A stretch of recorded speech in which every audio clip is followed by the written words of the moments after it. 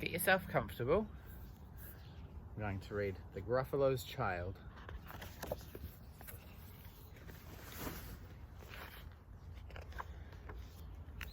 The Gruffalo said that no Gruffalo should ever set foot in the deep dark wood. Why not? Why not?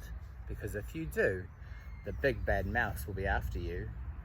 I met him once, said the Gruffalo. I met him a long, long time ago. What does he look like? Tell us, Dad.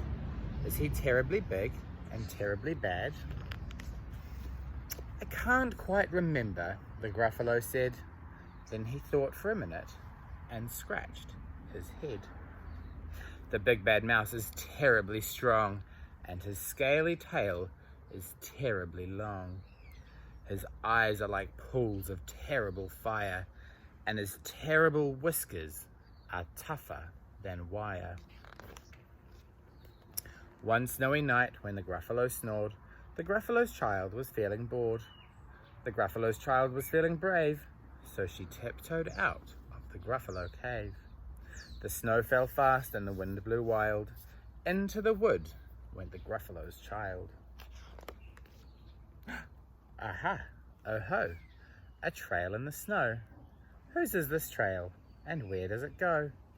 A tail poked out of a log pile house. Could this be the tail of the big bad mouse? Out slid the creature. His eyes were small, and he didn't have whiskers. None at all. You're not the mouse. Not I, said the snake. He's down by the lake, eating Gruffalo cake. The snow fell fast and the wind blew wild.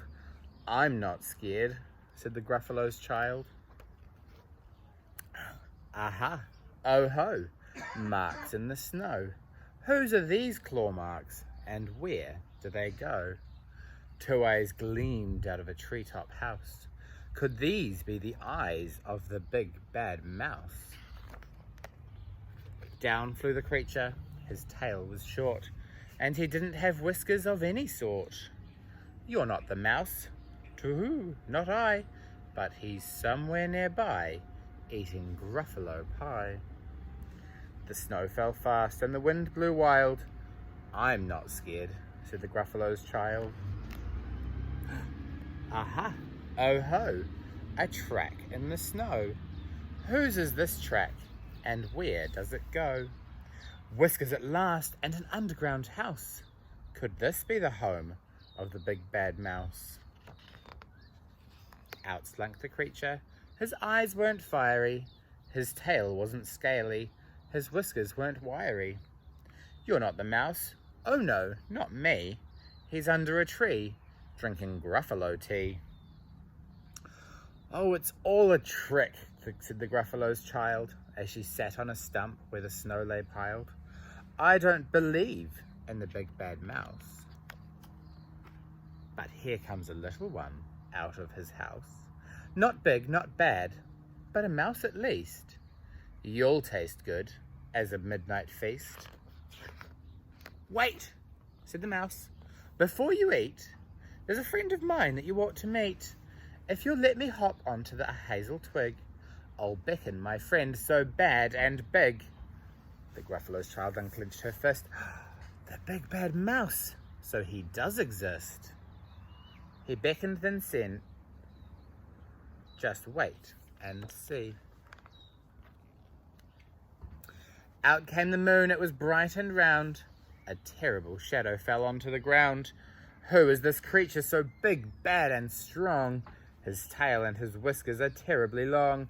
His ears are enormous, and over his shoulder he carries a nut as big as a boulder. The big bad mouse, yelled the Gruffalo's child. The mouse jumped down from the twig and smiled. Aha, oh ho, prints in the snow. Whose are these footprints? Where do they go? The footprints led to the Gruffalo cave, where the Gruffalo's child was a bit less brave. The Gruffalo's child was a bit less bored, and the Gruffalo snored and snored and snored.